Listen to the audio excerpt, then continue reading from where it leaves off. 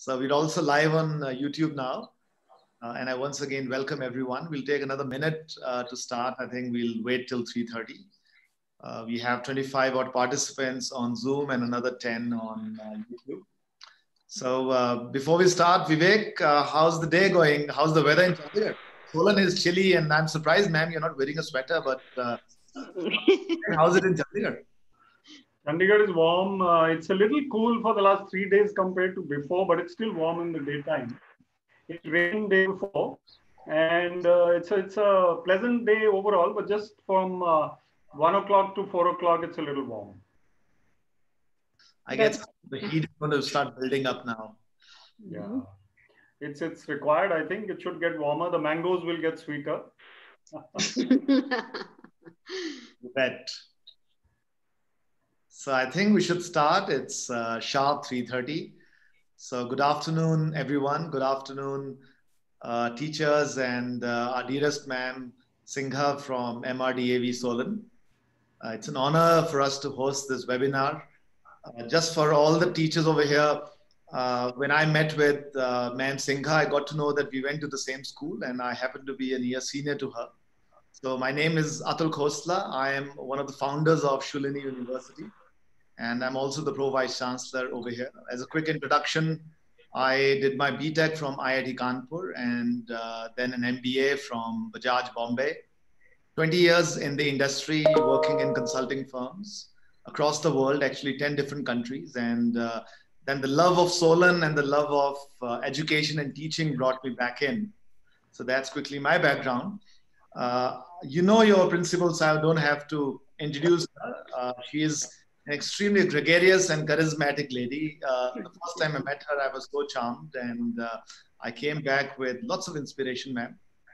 We also have Vivek Atray with us.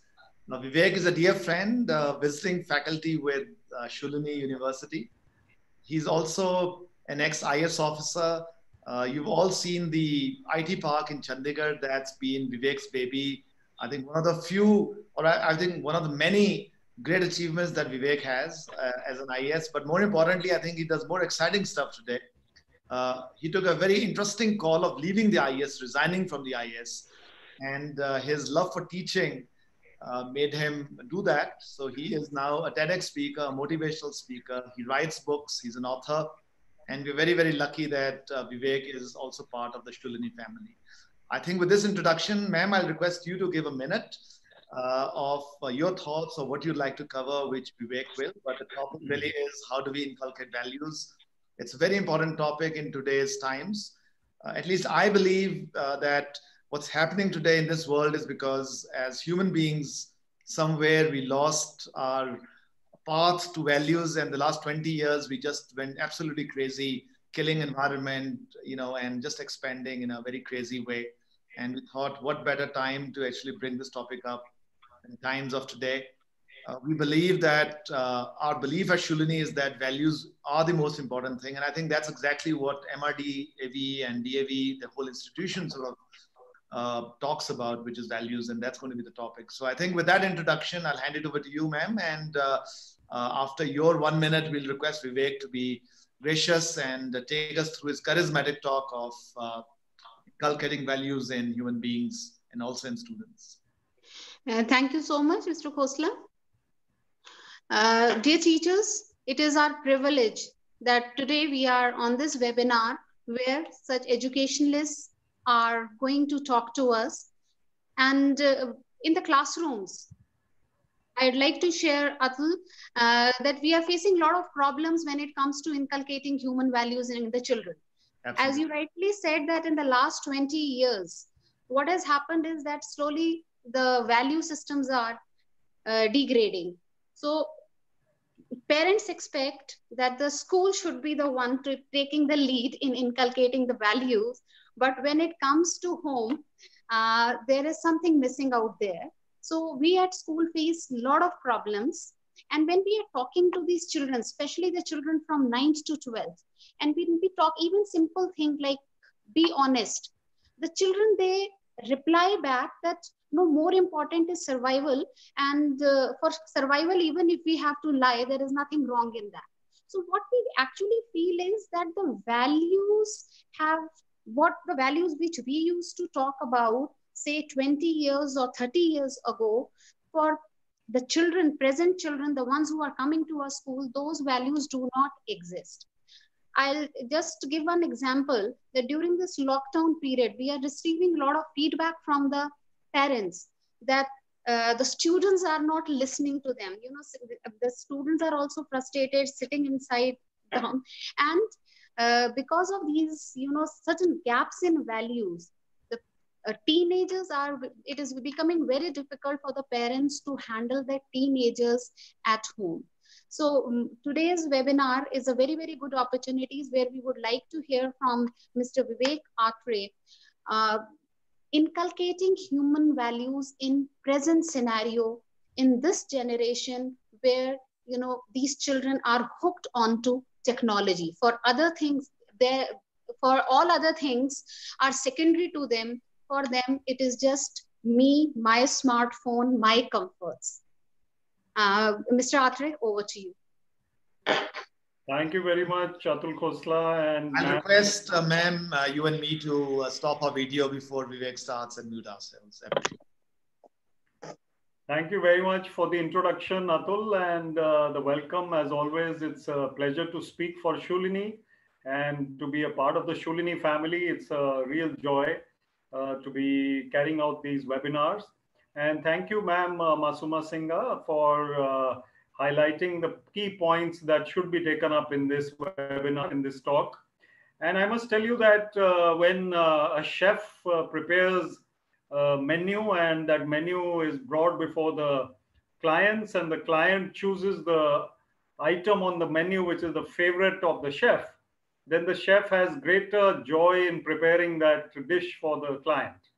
So you have chosen out of a list of topics that I had floated through Shulini, and Shulini had sent to you one of my favorite topics, which is inculcating human values in children. And you have, therefore, I will be talking on this, and believe me, I can talk for the whole day on this topic, but we'll restrict this to about half an hour, 45 minutes. And there will be a little break where I will request Atul to show a video for 2 to 4 minutes in the middle of my talk. But let me highlight the topic and why we are here. I noticed that about 60 participants are already there on Zoom, and it's wonderful to have all of you. Welcome to this show, this talk. And this talk is going to be about human values and how to handle children and how we as teachers as well as parents, because we are also, most of us are parents, should be handling our children. So as Atul and Masumaji highlighted, this is an era where a lot of fast-paced changes are taking place. And I wrote recently in an article, a column which I write for the Hindustan Times, it's called Random Forays. I wrote that man has not really covered himself with glory in the first 20 years of the new millennium. From 2000 to 2020, you can see a lot of degradation and deterioration in the environment, which is very, very fragile, which is very, very sensitive to whatever the human beings do. And we notice that this kind of mindless development and activity is going to create problems for future generations and is already creating problems for our generation. So we have to see how we can balance our development with environment protection. That is the first value which mankind has to see. And this, as Atul said, is probably a signal from the gods that this mass karma, which we have been accumulating in the last few decades actually, should basically make us think and rethink that what are we doing as a race or as a community, as a population? Are we going in the right direction? My guess is that we were going a little haywire, and going haywire also means not only environment degradation, but also personal degradation, personal decline of moral values. And we find that people started taking things for granted. And children who are not listening to their parents today, as the principal highlighted, are also taking their parents for granted. But it is also true that the parents are taking their children for granted at times. So let us talk about these things. The first thing is human values. Human values have been on the decline because we have started not caring. And as the principal said, children often say that it is the survival which is more important, material benefits, materialistic success, and running after prosperity, money, fame, power. These are the things which youngsters are taught to aspire for. And if they are looking for admission in a good college after school, they are basically looking for admission in that college so that they can get onto a career which gives them power, money, and fame. Now, if they get power, money, and fame through that college, through that career, later, they are going to obviously be in a rat race, which everyone is in. And this rat race is all consuming, it is not sparing anybody. Everyone wants to be more successful than the next man. And that is leading to shortcuts, it is leading to dishonesty, it is leading to treachery, and it is leading to practices which are not called for. I spent 25 to 26 years in the IAS and HCS. I got promoted from the Haryana Civil Service to the IAS. Before that, I did my engineering, electronics engineering graduation from NIT Kurukshetra. And you can see the rest of my, whatever I've been up to in the last 26, 27 years on LinkedIn or wherever you search for me, you'll find me. But the point I want to make is that times have changed over the last 20, 25 years. And what has contributed to this change, unfortunately, is our generation.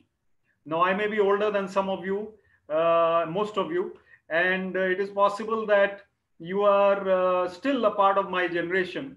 And we have become the first generation which could see the pre-technology era when we were growing up and the post-technology or artificial intelligence era, which is there now. So what happens is that we have started taking shortcuts in life ourselves. We have started spending too much time with technology. We have started spending less time with our parents, that is the children's grandparents. We have started perhaps taking each other for granted. Friends are not spending as much time in conversation. There are many problems which have come due to malpractices.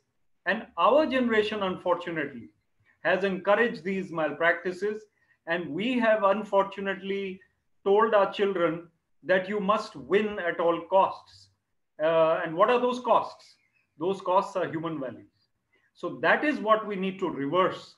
We need to imbibe in our children, tell them that at all cost, we must maintain human values. And success is secondary to values and peace and happiness. This is something which children of today are not told. And how will they pick it up if they're not told? So the first point I'd like to take in the list of human values which need to be inculcated in these children, there is no secret. The first value is truth. It is truth. Now, truth is the same as 1,000 years ago, 5,000 years ago. Truth doesn't change. What is correct is correct. What is incorrect is incorrect. There is hardly any shades of gray over there. There is very little doubt when we are doing wrong. When we're doing something wrong as teachers, as parents, we know in our heart that we're doing it wrong. We do it deliberately because we don't care or we do not care for the consequences. When we do something wrong as parents and teachers, then children are bound to copy us. I give a very simple example. If somebody crosses the red light, there are many red lights in Chandigarh, Panchkula, where I live, not that many in Solan and Shulini, but whatever red lights there are, if we cross those red lights, then the children are watching us crossing those red lights. If the children listen to us telling somebody to tell someone else, tell that person that I am not available today. Tell him that I am away from here, I'm not here. It used to happen more in the landline era when mobiles were not there. But there are ways to tell untruths which are reflected in the children's personalities.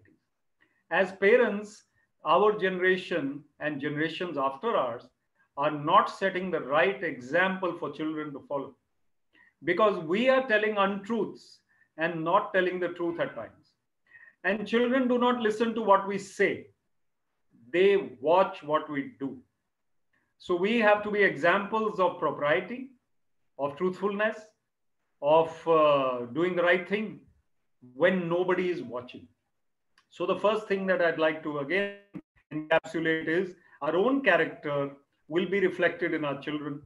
The parents' character, the parents of children studying in your school, their character is reflected in the children. My wife runs a small school for toddlers in Panchkula. And she says that those children who keep biting each other, hitting each other, scratching each other, pulling each other's hair, when we call the parents because the child is doing all this, most of the time those parents are stressed out with each other, or they are very busy and the children are not being given enough time by them.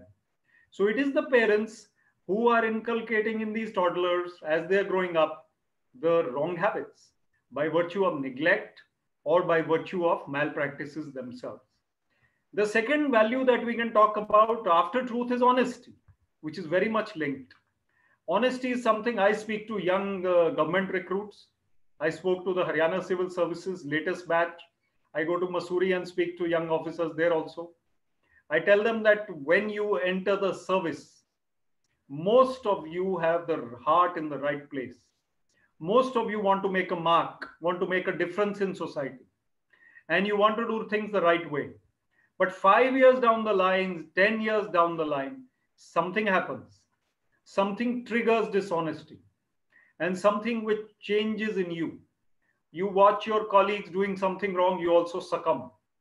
When does a boy start drinking? A boy starts drinking when the boys are drinking. And that the other boys, they're like, chal yaar ek ghoont laga le types.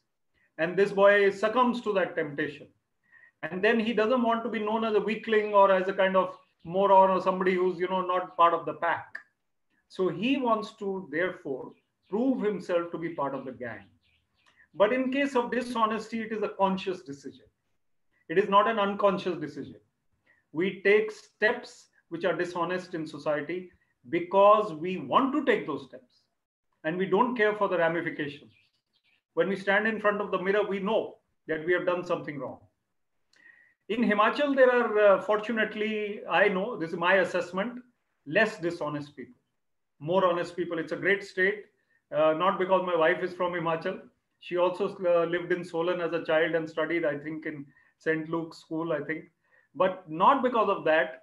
I am saying that Himachal has the opportunity to prove to the rest of the country that honesty can work, honesty can flourish. Another value that I want to talk about is forgiveness, forgiving others. What we do, we carry grudges in our heart. We carry hatred. Somebody said something to you 12 years ago. Now you're a teacher in a school. When you were a student, somebody said something wrong to you. You have not forgiven that person even today. Could be you were newly married, your mother-in-law said something. It could be a friend who said something or someone else. And your boss said something. Whatever it is, you are still holding that grudge. That burden is on your mind, your heart. It is troubling only you, not anyone else. So that grudge needs to be removed. You need to mentally forgive that person. It may take 2 or 3 days to forgive someone at times, but it should not take more than that.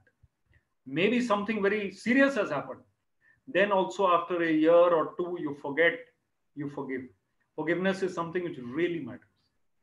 Another value that I'll talk about is equanimity. It's a little difficult word, but in Sanskrit, in the Gita, it says titiksha. Equanimity or titiksha means sambhav, which means that we are not jumping with excitement when we are victorious, and we are not morose and sad and feeling low too much when something goes wrong. I speak on this topic a lot, and nowadays this crisis has enveloped the world. It is our mind which is creating the fear factor and the worry factor. And this factor has led to our reaction, which is often depression or mental disharmony. We need to be positive and be strong. If we are able to do that, then we will have equanimity. Not that we need to do the bhangra like Harbhajan Singh used to do when he was playing. Every wicket that he took, he would do the bhangra. Now there is reason to do the bhangra at times on the cricket field. When you have won the World Cup, you have won the match, but not every wicket. So there has to be equanimity, which means balance. When something goes right, something goes wrong, we don't react too much to the extreme. We maintain a balance and calmness. And another basic value is to be humble. Humility. Humility is something which is an aura. It's a kind of piece of jewelry that you wear. The greatest humble person in public life that I have seen, Dr. Abdul Kalam, Dr. Manmohan Singh. You see them how humble, how beautiful their character, and how well they could carry themselves off being so dignified. I don't talk about current leaders. We will see after once they retire. We talk about leaders who are not leaders of our country at the moment. So therefore, we have to really go into a stage where we are trying to be humble despite all our accomplishments, despite all that we have done. We may be all powerful, we may be on top of the world, but humility shines through. In fact, greatness comes from humility. If you see a great cricketer like Sachin Tendulkar, humble. Virat Kohli, not very humble, but has become more humble, especially after he got married. But another thing, you look at someone like Yuvraj Singh. He has become humble now. He had to fight cancer. He spoke at Shulini University recently and before also. But in his early days, his collars were up. He could have gone to greater and greater heights in his career. Perhaps nobody told him this. So children of today, if they are taught these values in school, and you know that there is something called social emotional learning now. And social emotional learning is not only about information, it's not only about bookish knowledge, it is about personality, it is about values, it is about being all-rounders, having understanding of the world, empathy for others. Great value to have is empathy for the weaker person, to be asking someone who is poorer than you, looking after him or her, or helping the society in general. It is a great value to have social service-oriented thoughts. The next value, and perhaps the last point that I will raise before we'll take up something else, is creativity. Creativity is also a value. Creative people are actually better human beings. You notice this point. Creative people are better human beings. They will not shout so much. They will not lie so much. They will not be backbiting so much because their mind is absorbed in creative thinking. They are thinking of how I can make a better artwork, how I can perform better on the sports field, how I can be a better writer or a musician, or how I can be a better cook, whatever it is. So you as teachers, I often talk to teachers about balancing their lives, find time for your own creativity and encourage children to also do that. If you inculcate this value in the children, teach them to think out of the box, teach them to think differently. So creativity is something which also Shulini University has taken up in a big way. And Shulini University is doing great research work with many patents. And water is one of the projects which has been taken up for creative pursuit by Shulini. I'm going to request Atul Khosla to show a short video on creativity that Shulini has encouraged in the water realm. Yes, Atul. So good afternoon, friends. The reason why we thought we'll bring it up is because we believe that by pushing our students to think outside the box, to pushing them towards creativity, you can actually have them perform outstanding things, but also to bring great values into the way they live. So I'm going to show you a small video and then I'll speak for a minute before I hand over to Vivek. So give me half a second over here. Let me just share this video. Is it working? Yeah. You get the audio? No sound.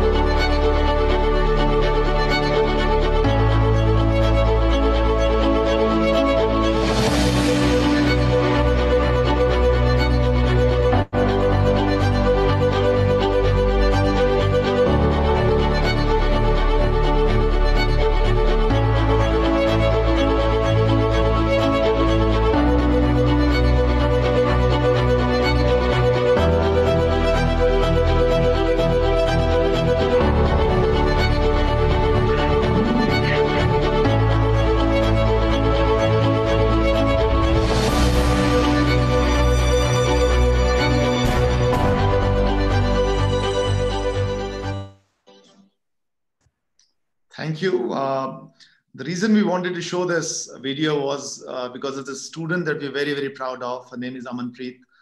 Aman comes from a very poor family in Punjab. She joined us for her bachelor's and then did a master's, and actually used to be a trouble child. She was a troublemaker till she actually got into working on something very productive.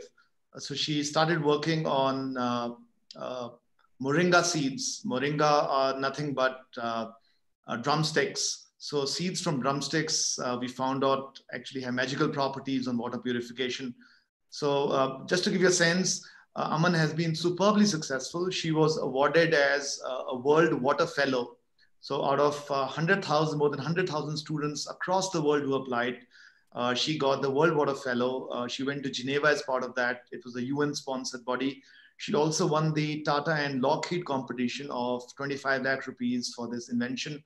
So here was a kid who was a troublemaker, came from a lesser privileged background, and suddenly did wonders, continues to do wonders.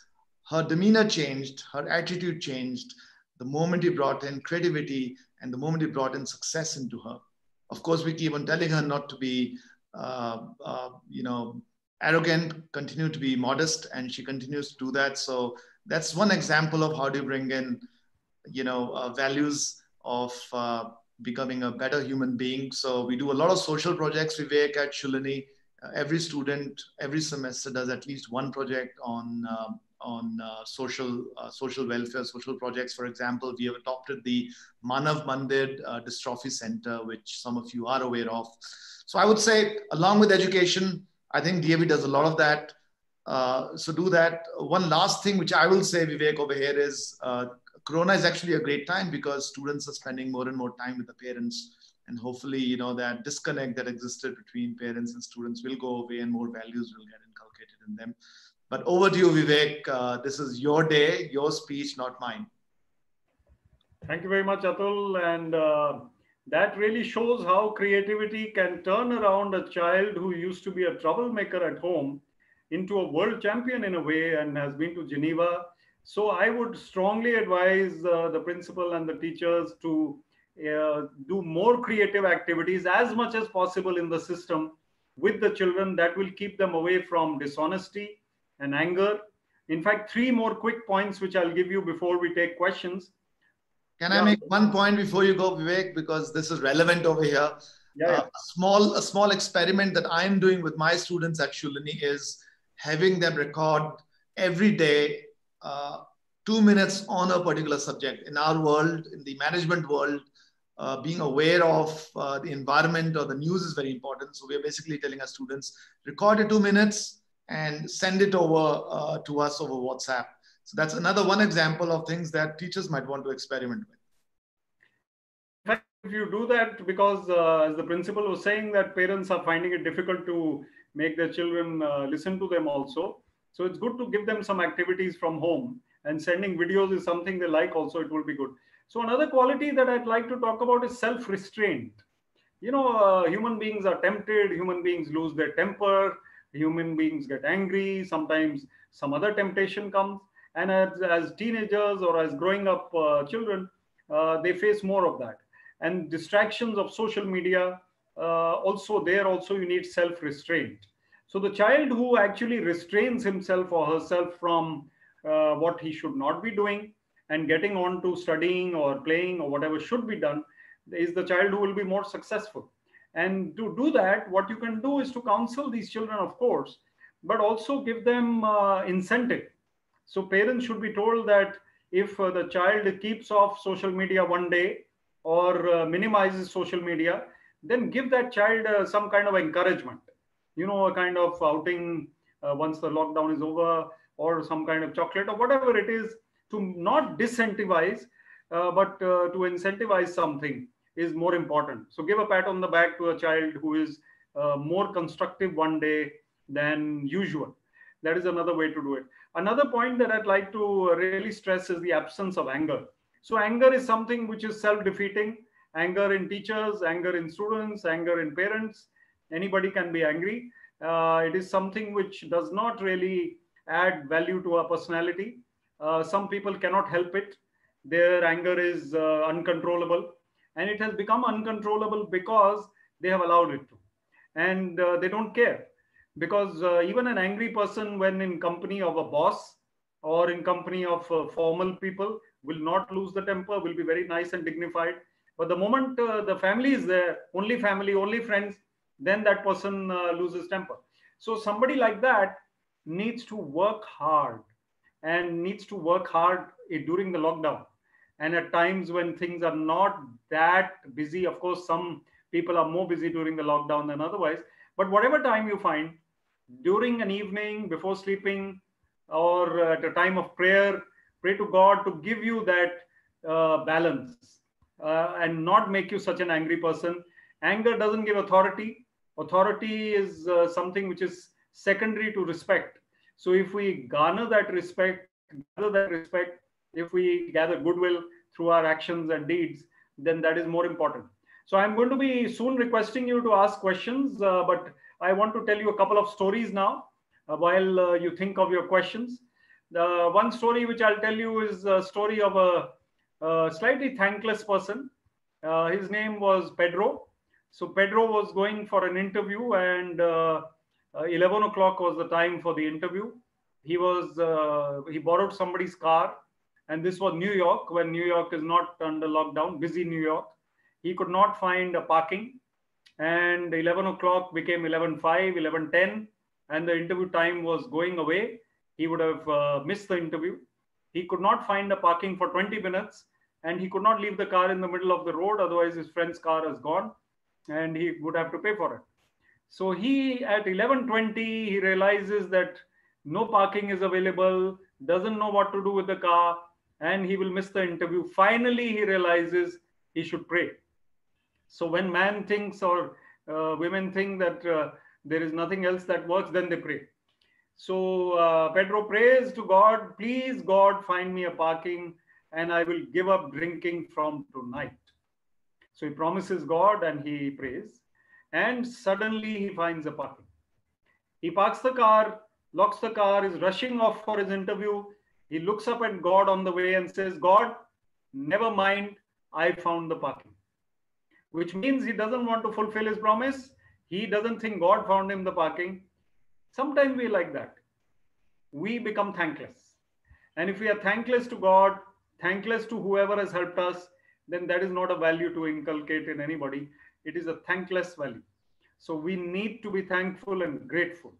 It is something that we really, really will be very, very pleased to have. Another short story I'll tell you is the story of an old lady, and she was about 90 years old, and the taxi driver came to pick her up for the last journey. She didn't have any family, and was also in a Western society. And this 90-year-old lady was to be taken to the hospice. And the hospice is a place where patients live for a while because they're terminally ill, and later they cannot come back to the world, and they die over there. Because that care which hospice gives is a specialized care to people who are at the last stage of life. So this lady was ordered a taxi. She had taken care of everything else. Somebody had helped her to pack her bag. And this taxi driver comes, and this lady then sits in the cab, and he says, okay, should we go to the hospice now? She said, no, I want to drive around the whole city first. So the driver drives her around the whole city, and she remembers each and every point of her life, where she got married, where she got her first job, where she met her friend, whatever it was. She relives her whole life in that 4 or 5 hours in the taxi at night with the taxi driver. And then when she's tired, she says, let's go to the hospice. So when she reaches the hospice, the taxi driver is there, and she asks him, how much do I pay you? He says, you don't pay me. I want to pay you for teaching me the lesson of life. Each and every human being has a story, has a history, has a life, has thoughts, has emotions. We need to treat people with respect. We need to treat the lowest person, the powerless person, the oldest person, the youngest person with respect. And if we treat people like that, then they look up to us. And if you treat children like that as teachers, and each other like that, you will be loved. And when people start loving you and working for you, with you, because they love you, that is the best way to be as a leader. And not only because they are scared of you. So this is something which I must reiterate. The earning of life is not material success, power, money, or fame. It is goodwill, it is happiness, and success comes from happiness. Happiness comes from within. I must close before we ask questions by showing the cover of my book, which is Finding Success Within. And success comes, as I said, from within. This is my latest book. It was launched recently in Chandigarh, and Atul Khosla was there with the family. It is a book which is available on Kindle at the moment, but after lockdown will be available on Amazon. Why I'm showing you the cover of this book is that you must tell your children to read more. And by the way, congratulations to Atul and everybody. It's World Book Day today. And today is World Book Day, which means that we should remind ourselves as people who are already into life with that we should read that book which we forgot to read, or that book which we should have read sometime. And we should tell the children to read more. That will actually add a lot of depth to their life. And that's why I'm bringing up my book, Finding Success Within. It gives 52 tips for young children, which can make them successful and happy in life. And World Book Day, so one newspaper called me up and asked me, which book do you read? So I must also promote and tell you that this is the greatest book that I have read. It is called The Autobiography of a Yogi by Paramhans Yoganand. And it will tell you how to meditate, how to lead your life with balance. Some of you may have seen it, read it. But if you choose to read such books, great books, life will become better. Teachers should also keep on reading, and children must read as much as possible. I know they won't listen to you, but try and inspire them. I think, Atul, we should, I can go on and on, but it's probably time for taking some questions and we can interact with the teachers. What do you feel? So I'll request Masuma ji to join us on the panel. And I think before we get into any Q&A, we'd love to hear your thoughts, ma'am, and any questions that you have for Vivek before we open it up to the audience. I also request all the teachers over here, we've got the chat bot on the right or the Q&A. Just shoot your questions, and delighted to have Vivek answer any. Thank you, Atul. Mr. Atray, I would like to thank you for throwing light on such basic things which we tend to forget as adults also. We are talking of inculcating values in children. I feel we need to look inside ourselves also, and first need to make sure that all these things are there in us. Then only we'll be able to give it to our students. And you had talked of very basic things like a person should have absence of anger, self-restraint. Otherwise, mostly we are, revolving around the 5 basic values only.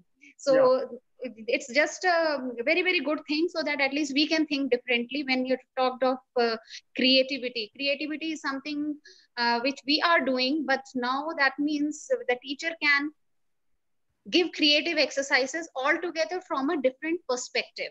That's so right. Thank you so much for putting light on these things. At DAV, we are already working on values, developing ethics. We try to have weekly havans and many other things. Social activities are also done under the umbrella of Arya Samaj Samiti. And many of our children are a part of it, but still lot needs to be done out here. My first question to you is that should human values be taught as a separate subject in school, or it should be a part of other subjects, integrated in the other subjects? Absolutely, very good question, ma'am. In fact, it is so important to focus on values that we should do both. In fact, in our school days, we used to have something called moral science. And nowadays, you don't have moral science, you have something else. What is it called? We have Naitik Shiksha. Naitik Shiksha you have. So yes. What we used to have in those days was at least that subject gives the children a sense that this is something important, as important as maths, English, and history. So we must have one subject. Yet teachers should try and teach subjects along with moral values injected into that lecture somehow. So some story, some inspiration in English, history, Hindi, these are kinds of subjects where you can bring in these anecdotes which will give values. So even in maths, I don't know if you can, but whatever you can, you please bring in these into every activity. And you rightly identified what Atul and I had already said, that creativity will give them that edge and that focus to take them away from dishonest values. So yes, you must do both of them. So I'll just like to add one more thing, ma'am. I think one value that increasingly is getting lost is teamwork. I would encourage my professors, my teachers, my students to get into teamwork, because it's not just also a very important value to live life, but it's also a very important value to succeed going forward. Increasingly, professionals, increasingly successful people need to have the ability to not only lead teams but also work in teams, which we are seeing sort of a loss of. Everyone wants to be individual, or they want to work with people only that they like. So I think that's another area that as a university or as a school, we can do much more, where we actually have them learn through teams, and it can be very, very valuable learning. So that's something that at least we are trying to do, and you might want to experiment. Mr. Atray, I have one more question. Yes. It is a very common scenario. Like you said, that we all have to be role models. So it is not only the teachers, it is the people in the society also with whom the child is interacting. Now, when a child comes across conflicting situation, is being taught that this is how you should be behaving, but sees something else. So there is a conflict in the child's mind at a very, very early age. It can happen at class 1 level also. How does one recognize that, or how do we go about it? See, this is a very philosophical question, but a true question. You see, the world is a world of duality. The child will see right and wrong at the same time. And in every situation from class 1 itself, as you said, the child may start to tell lies or be taught to tell lies by an older child who will say, nahi, mummy ko aise nahi batayenge, aise batayenge. You know, that first introduction to dishonesty comes very early in life. Maybe you're playing cricket and nahi, out nahi tha, out nahi tha. You know, that kind of thing is something which will come in life. And temptations will also come. Falsehoods will also come. We cannot be immune to them. Each child will face these and has to grow up in this environment of good and bad both, good and evil both. So, but our parents and teachers can make them distinguish between right and wrong. Company also matters. So children in college or 11th, 12th class may be prone to smoking or drinking or gambling or whatever it is. So they know that it is wrong, but their company is such that that takes them to that path. So it is said that one of the greatest traits that you can, or greatest habits that you can adopt, is to seek the company of good people, because that aura flows onto you, whether bad or good. So I think we need to teach them to have the right company, to choose the right company and friends. We need to teach them what is right, what is wrong, and then they have to take a decision. And you also tell them, yes, you are human. You will make mistakes. We also made mistakes, but we try to be right most of the time. 9 times out of 10, we should not make that willful mistake. Thank you, Mr. Atray. If the teachers have the question, maybe they can put it up. There is a comment by Atul, and that is, it is not something to be taught through textbooks. It is something to be lived, and students shall follow suit. That's absolutely true. If teachers have questions, they can ask. In the meantime, what I'm going to do is to read out a quick list of 26 values from the Bhagavad Gita, and just one line, one word each. So you will just quickly pick it up. I can send it to Atul, and it will be shared with you also. Fearlessness, which means confidence, courage. Purity of inner psyche. Perseverance in the knowledge of yoga.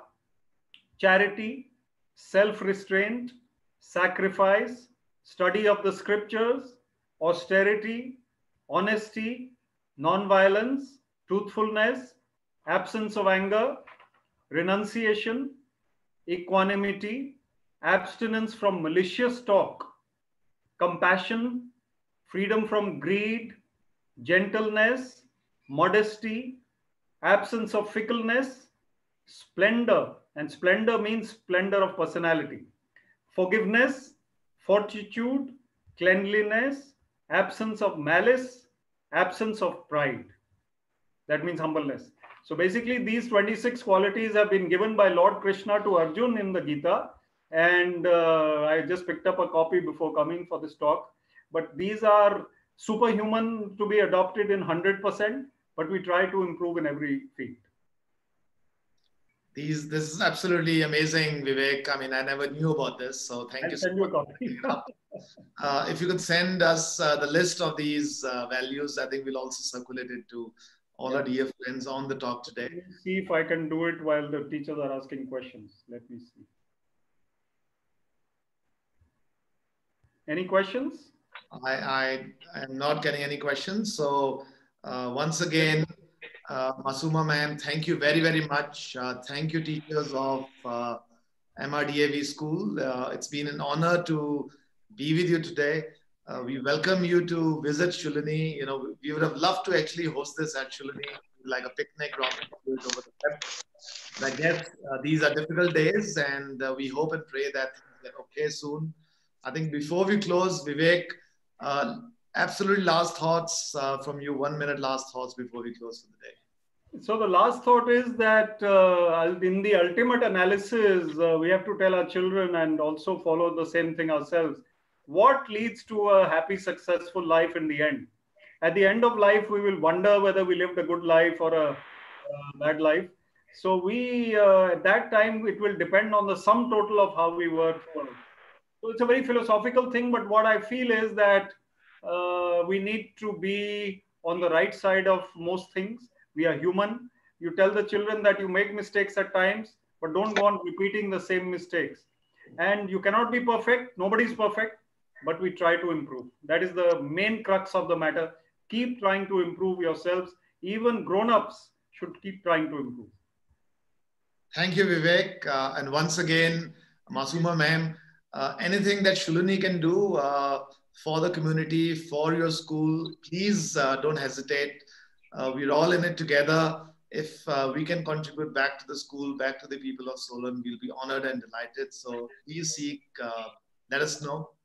And we'll, of course, seek help from you from time to time. So once again, thank you to all of you and wish you all good luck. We're all lucky to have a beautiful weather.